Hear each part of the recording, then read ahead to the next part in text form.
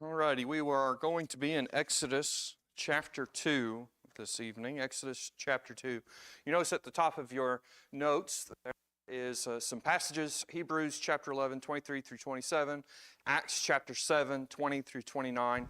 At different points in the evening, we'll be going to each of those passages. So if you would like to be able to go along in those, they will be there. I have them, for the most part, printed on my notes, so I won't be turning all the way over to it, but I'll try and give time for those that do want to turn to them. But we will look at them some as we're going through this. So, Exodus chapter 2, we left off in chapter 1.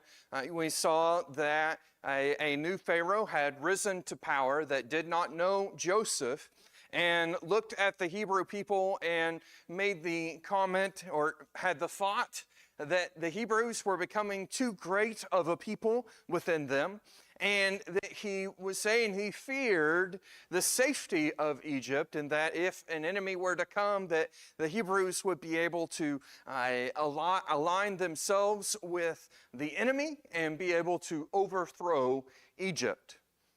And so the Pharaoh places them under very intense bondage. And that wasn't enough. The Hebrew people kept growing in number, kept becoming stronger. And so the Pharaoh took it a step farther and told the midwives, said, hey, whenever a male Hebrew child is born, you are to kill them upon arrival. Get rid of them. We find out, though, that the midwives of the Hebrews, they feared God more than they did the Pharaoh. And so they told Pharaoh, they said, well, when Pharaoh figured out that they weren't doing it, they said, well, when we arrive, the Hebrew women, they give birth a lot faster than the Egyptian women. And by the time we get there, they've already had the kid. And so we can't do anything about it. And so Pharaoh reevaluates and decides that, hey, we're just going to say any Hebrew male child that is born gets thrown into the river so that you can come back later on. And he just, instead of trying to hide it or to blame it on someone else, he just makes it a decree, hey, any Hebrew male child that's born gets thrown in the river. We get into chapter 2, and we see one that I think we're probably all very familiar with, Moses. And we see that his parents do not, I was about to say his parents don't throw him in the river. I think probably the Hebrew women didn't want to throw their children in the river. What they did was they hid Moses to keep him from being taken and thrown away. And we're going to see that as it goes on, it gets to a point very quickly where they cannot hide him anymore. And we see the evidence of a very great faith on the part of Moses' parents, specifically his mother, in trusting the Lord to deal with him. And we see within this the evidence of the Lord working in what is a very, very sad situation, to put it lightly, to understate the situation.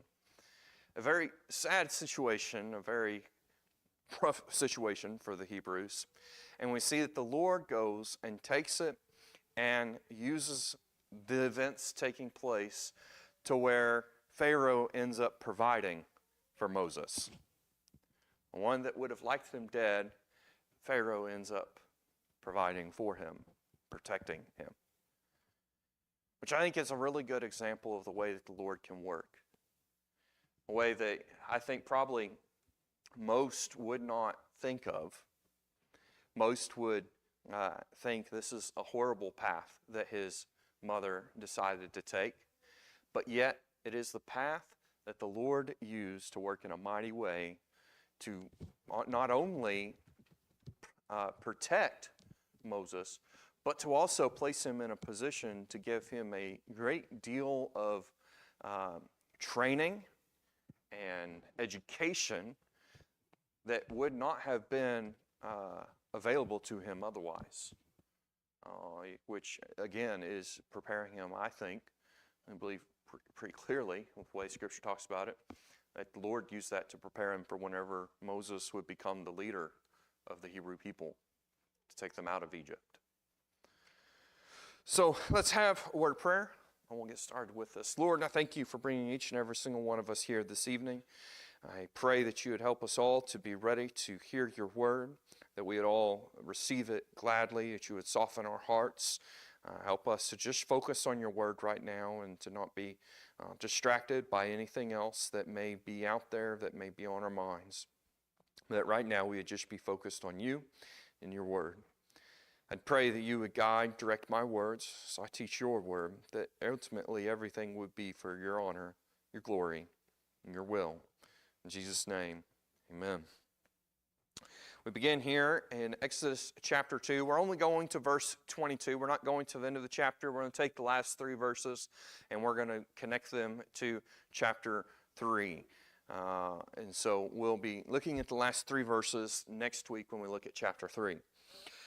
So we begin here in Exodus chapter 2, beginning in verse 1. It says, "And there went a man of the house of Levi, and took a wife, a daughter of Levi.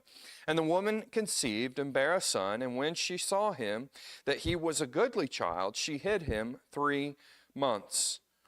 And when she could not longer hide him, she took for him an ark of bulrushes, and daubed it with slime and with pitch, and put the child therein, and she laid it in the flags by the river's bank.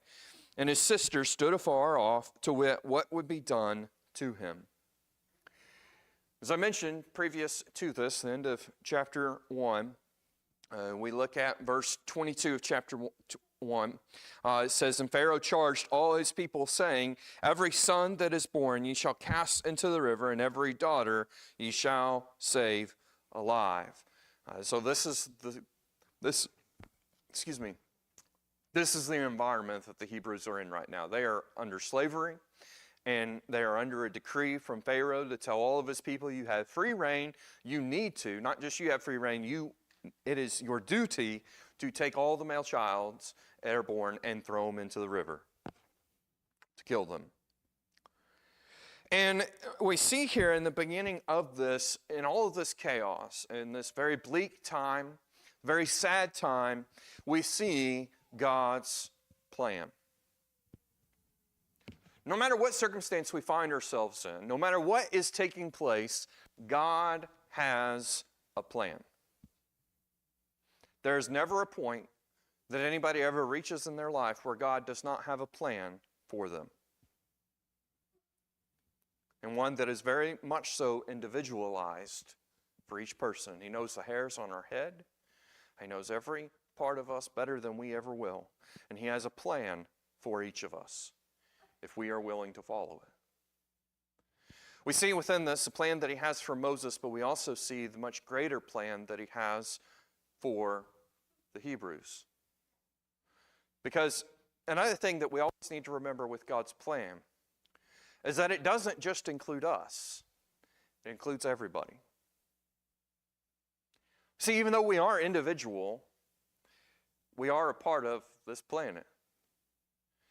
And the plan that God has, He takes into account the big picture. He's not looking at our lives and looking at it in the context of just us. He's looking at it in the context of everybody. And He is taking these events in the life of Moses and the life of his parents, and He is going to use all of these things to help His chosen people. It's quite the plan. See, God doesn't ever do anything haphazardly. He doesn't ever have to rethink His plans. We have the ability to make our choices, to decide what we are and are not going to do. But God already knows what choices we're going to make because He's not confined to time the same way we are. So He knows what choices we're going to make, and from that He's put a plan together. For us, we're confined by time. You still have the opportunity to choose yes or no in following Him. You have the opportunity to be a part of His plan or to be on the outside looking in. What we see here within this child is born, of this man and this woman of the tribe of Levi. It says she conceives, she bears a son. And when we continue here, we see that it describes him that he was a goodly child. This word goodly, it means a beautiful child. Which what it means is whenever Moses was born, when she looked upon him, he stood out to her in the way that he looked. However that picture was, it might have been a face that only a mother could love, but God designed it in a way to where the mother loved him more than anything else. But I think it was a little bit more than just that because of the way we're going to see a little bit later. But we see over in Hebrews in chapter 11, verse 23, it talks about them, his parents during this time. Hebrews 11:23 says, by faith Moses, when he was born, was hid 3 months of his parents because they saw he was a proper child and they were not afraid of the king's commandment.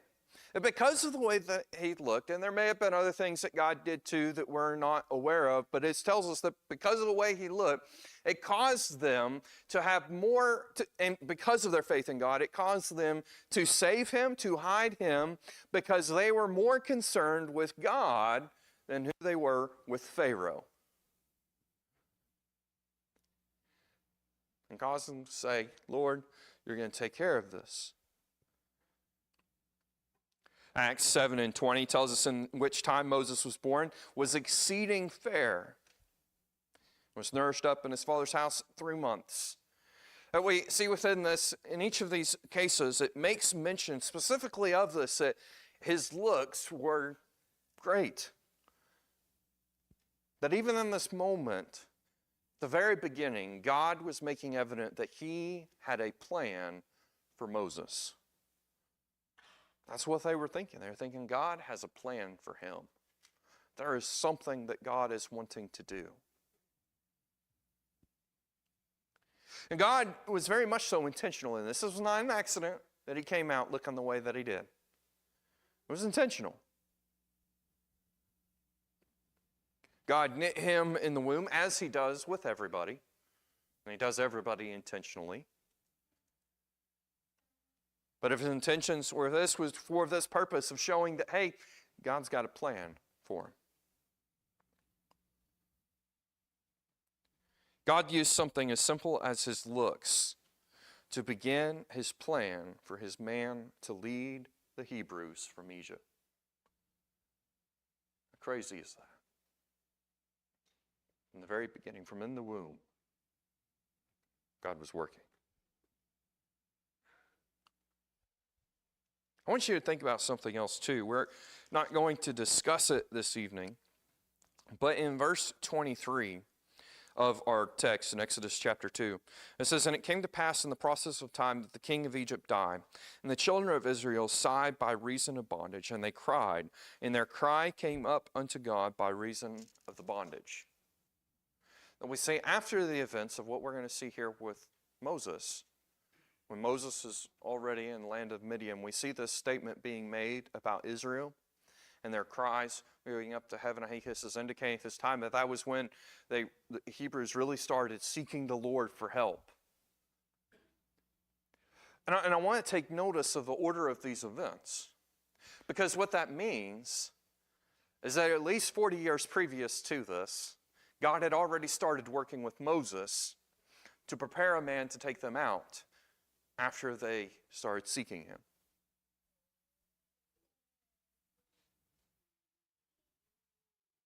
How's that for planning? That before, of course, the need was already there, but before the cry for help, God already had somebody that he was planning to use, that he was preparing.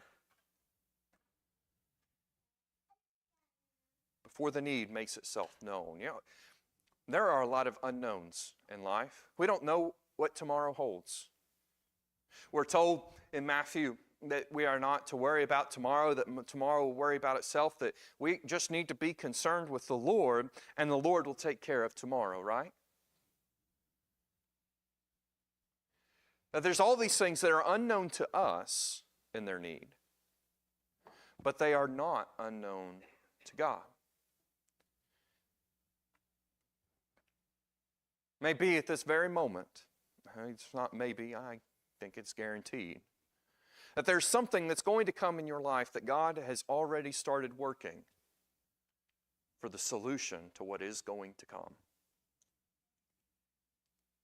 See, we don't need to worry. We don't need to be concerned, because our God knows the future and what it holds and what is needed. All we need is Him. It's not to say that it's perfect. Things weren't perfect for Moses. Things weren't perfect for his parents. You can only imagine the 3 months of this time living, trying to hide their child.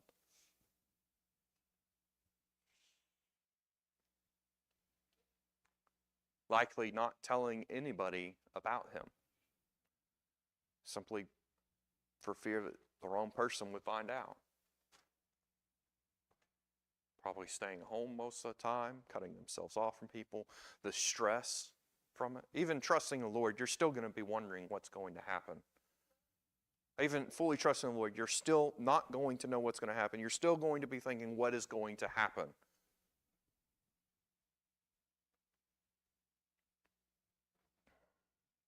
God had a plan. And we see that they trusted God's plan.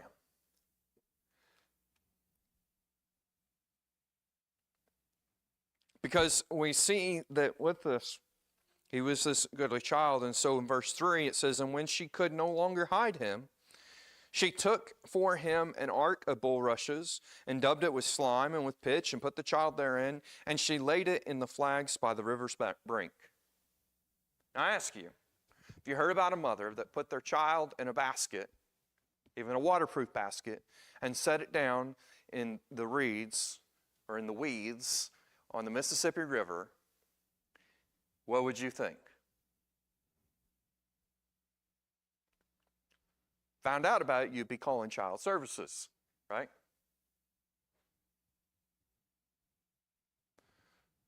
Now, of course, the circumstances are different because calling anybody is going to result in the child being killed. But this is a pretty extreme direction. And yet, I think the method in which she chooses to place Moses in a place to be found by somebody else, for something else to happen, to ultimately we can only be described in Hebrews tells us as a result of faith. I think the method that she chose points to her faith in the Lord. Because when you think of an ark, where do you normally go? Noah's Ark. Where the Lord saved 8 souls and every kind of animal. Can't help but wonder if maybe the choice in the ark was her thinking about Noah. Her choice in trusting, as I think there's plenty of other ways to, placing a child in a basket on the river. You know, people that can't take care of their own child, typically they pick a different place to take their child, right? You take a place where you know they'll be noticed and they'll be taken care of, but yet she chose to place it in a small boat on the river.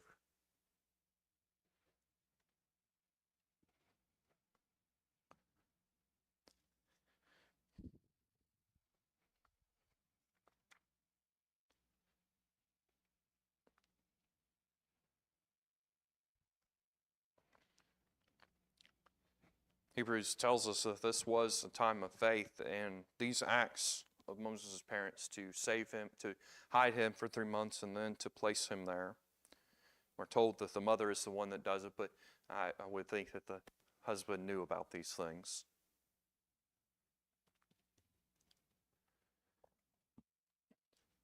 But we see this faith. She risked her life for 3 months, and then she left her son for God to guide and protect.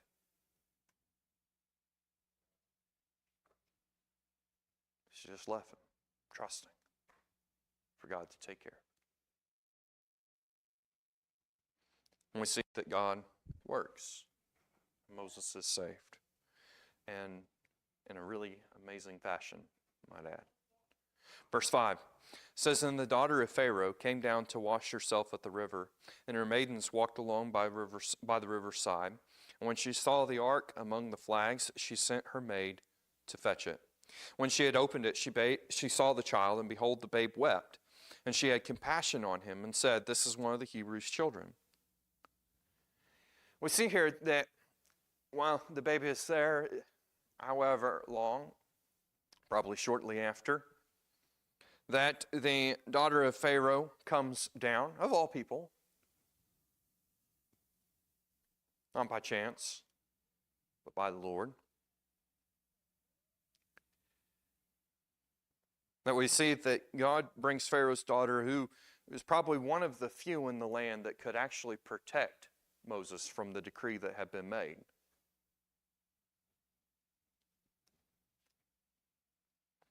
And we see that when she opens it, of course, Moses weeps at that time, cries. And we see that she experiences a great deal of compassion for him.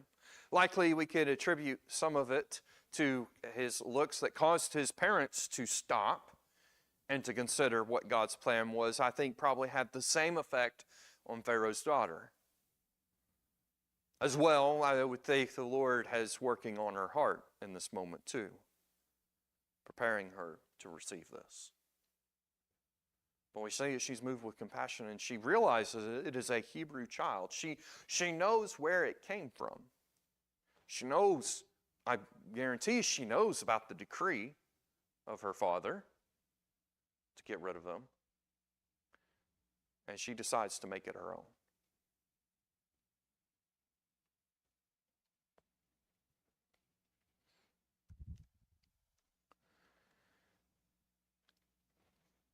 Now, I want us to realize something about this. Acts chapter 7. I want to reference this. Acts chapter 7, verses 21 and 22. Stephen states, he says, And when he was cast out, Pharaoh's daughter took him up and nourished him for her own son. And Moses was learned in all the wisdom of the Egyptians and was mighty in words and in deeds. There's more to this than God choosing the household of Pharaoh to just save his life, but to also prepare him. Because we're told here that because he was a part of the Pharaoh's household, he also took part in Pharaoh's education. The best education of the land would be given to the children of, to the family of Pharaoh, right? And it tells us here that because of it, he was learned in all the wisdom of the Egyptians and was mighty in words and in deeds. That Moses, because of this, wasn't no slouch. He knew a thing or two. He was very well educated. Educated in things that leaders are educated in, and educated to be a leader. Now, of course, the help that the Lord offers to Moses in leading Israel's people is without compare, but this is the Lord working too to give him this education, to prepare him for what is to come.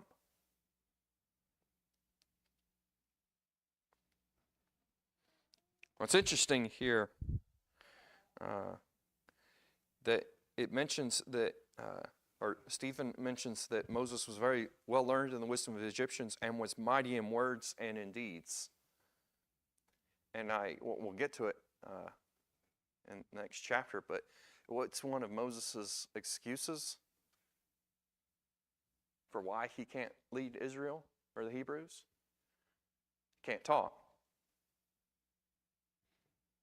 Food for thought.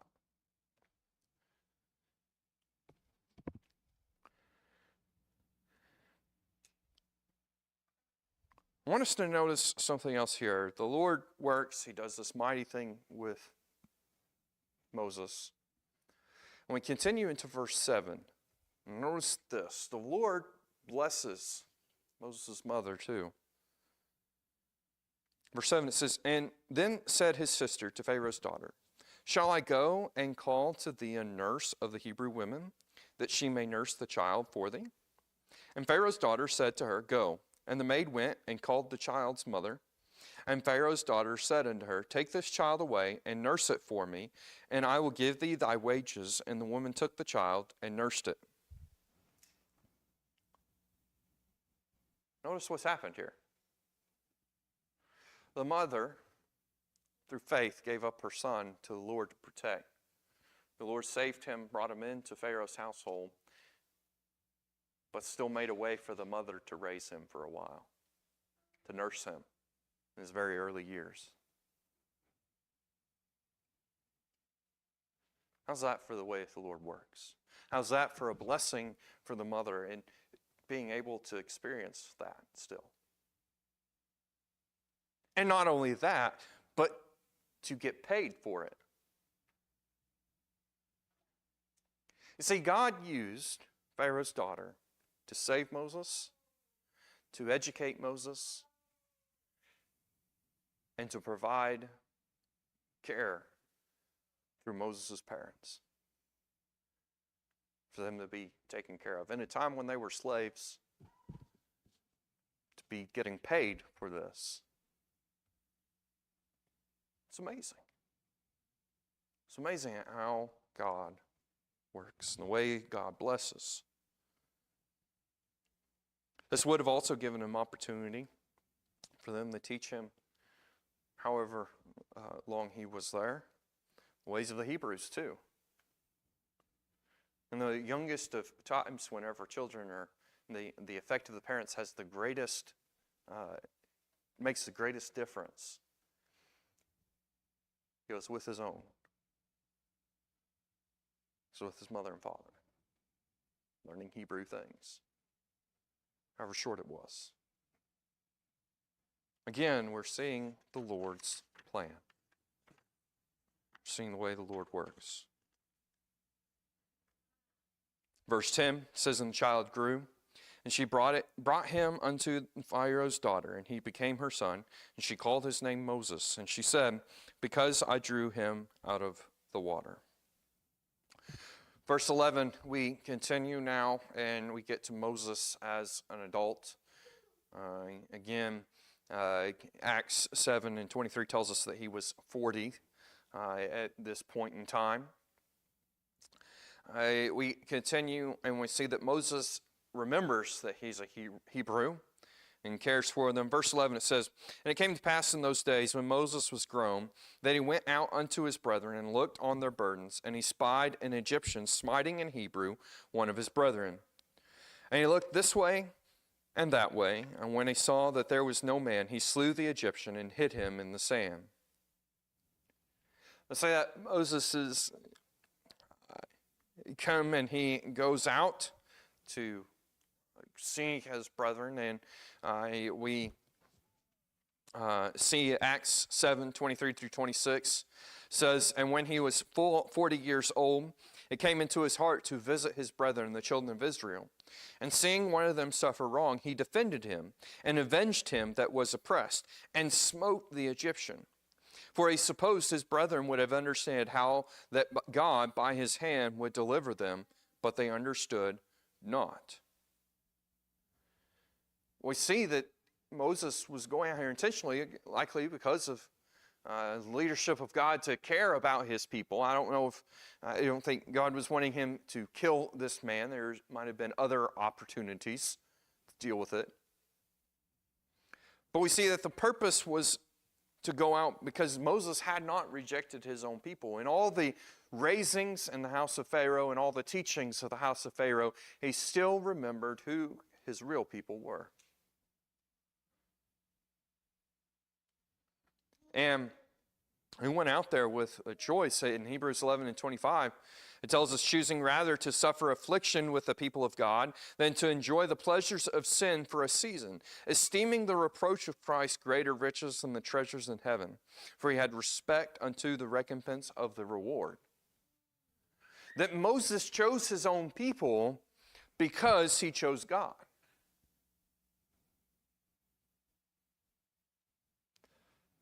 He was following, he wanted to follow the Lord. He wanted to be there for his people because even though he would gain all the riches of Egypt and being of the house of Pharaoh, he chose God and he chose God's people, knowing that the rewards of the Lord are much more eternal, much greater. He's intentional with these things.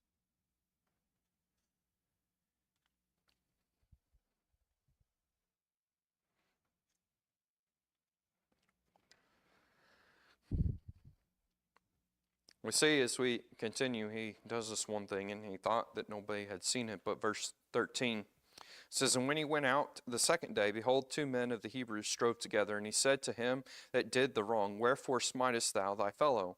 And he said, who made thee a prince and a judge over us? Intendest thou to kill me as thou killest the Egyptian? And Moses feared and said, surely this thing is known. We are told here that he goes out again, and this time to try and help 2 Hebrews that were arguing and were fighting together.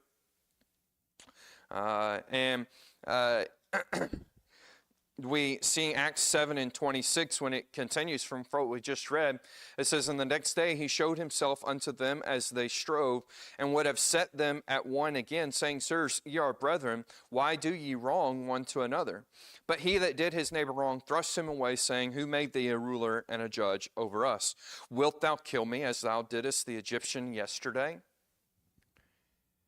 That we see here that he was going at this, that the intention to try and unite them back together, to try and lead them to make a good choice, to make amends here and being Hebrew brethren. It was not received that way. It was rejected, and it was mentioned, as we saw here, that they knew about the Egyptian that was killed. And of course, Moses goes and makes the assumption that it had gotten out, that everybody knew about it, knew what had been done. And we look at verse 15. Now when Pharaoh heard this thing, he sought to slay Moses, but Moses fled from the face of Pharaoh and dwelt in the land of Midian, and he sat down by a well. I say that Pharaoh does eventually hear about this, find out about it, and seeks to kill Moses for what he has done. And Moses runs to get away. We're told at this point in time is 40 years, and now we get to the next stage of Moses' learning. He has spent time getting the greatest education, and now he's going to Midian getting another education in leading sheep. We see he arrives in Midian. He sits down at a well, and he continues defending people. Verse 16 says, now the priests of Midian had 7 daughters, and they came and drew water and filled the troughs to water their father's flock. And the shepherds came and drove them away, but Moses stood up and helped them and watered their flock. We see here that while Moses sat at the well, the 7 daughters of his priest come to water their father's flock. And after filling the troughs, they are run off by the shepherds, who then go and water their flocks. And Moses intercedes and defends them.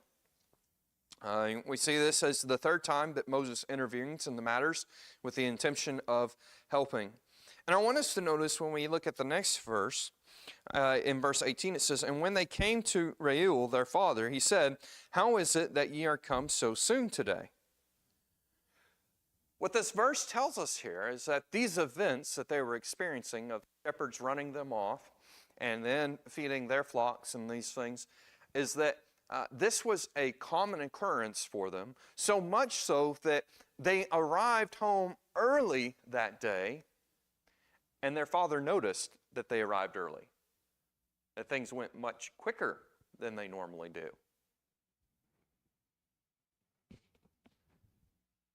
And this is a pretty big thing that Moses does here.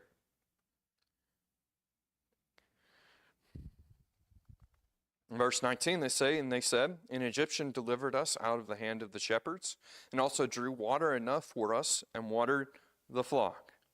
Verse 20 says, and he said unto his daughters, and where is he? Why is it that ye have left the man? Call him, that he may eat bread.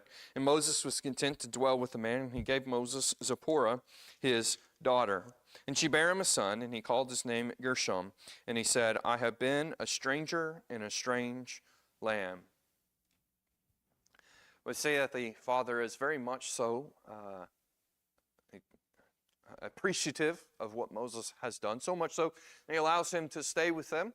Moses sees fit, he agrees with it, and then is given a daughter in the deal as well with time, and he has a son. And I want to take notice here of the name that he gives to his first son. He says, he gives him the name Gershom, for he said, I have been a stranger in a strange land. You know, Moses was raised in the house of Pharaoh, receiving everything that he could possibly want. He chose the Hebrew people and then has to flee from Pharaoh and comes to a land where now he is a stranger with nothing, in a land that he does not know, he does not understand. Well, it's interesting, look at this. I mentioned the further teaching that he's going to get, and it begins with him learning what it's like to be in a strange land. To be in a land with nothing, which is where he spends a lot of time. Being nomadic, being in a strange place with nothing, not having a home. It's amazing seeing the ways that God is using what is a very unfortunate set of events to train him for a much greater purpose. You know, it's easy to be thinking that everything needs to be perfect in following God, because that's what we want. Who doesn't want everything to be perfect for us? But the problem with that is things aren't going to be perfect. The way that we learn is through having to put in effort, through having to have trials, tribulations, to have to work, to grow.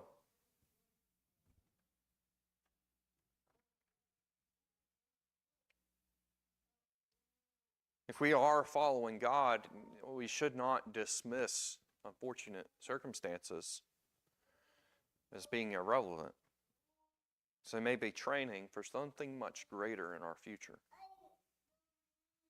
So we need to look at it with an opportunity to grow, to learn, to mature, not as an opportunity to reject, to be disgruntled, to argue with God. See it as a help.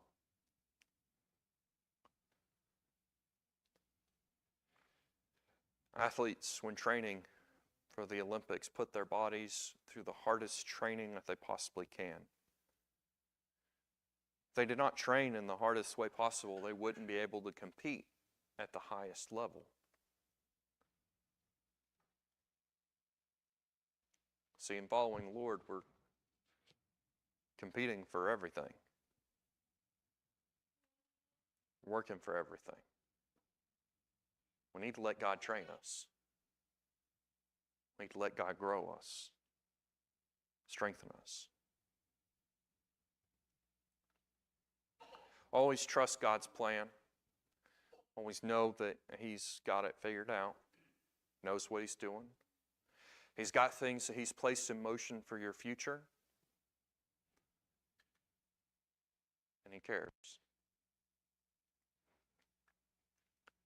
See, God put things in motion for our salvation, the coming of Christ.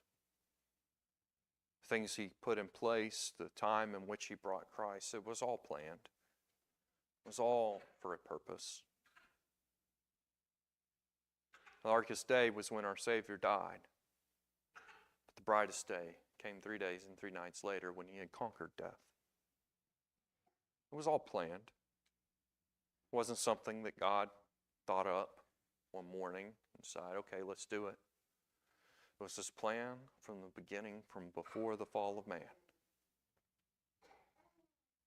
He put it in place so that our greatest problem could be taken care of without us having to do anything for it. All we have to do is accept it. If you have any prayer requests?